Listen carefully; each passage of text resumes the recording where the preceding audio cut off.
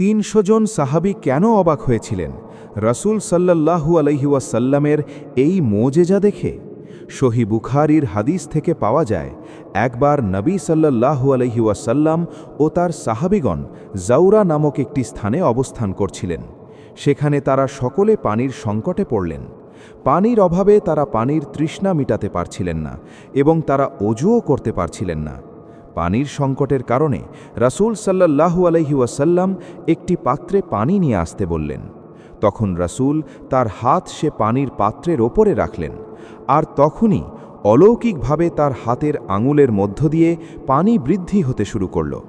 সে একটি পাত্রের পানি এতটাই বৃদ্ধি হল যে সেখানে উপস্থিত ৩০০ জন সাহাবীগণের পানির তৃষ্ণা মিটিয়ে দিল এবং সে ৩০০ জন সাহাবীগণ সেই পানি দিয়ে তাদের অজু সম্পন্ন করল।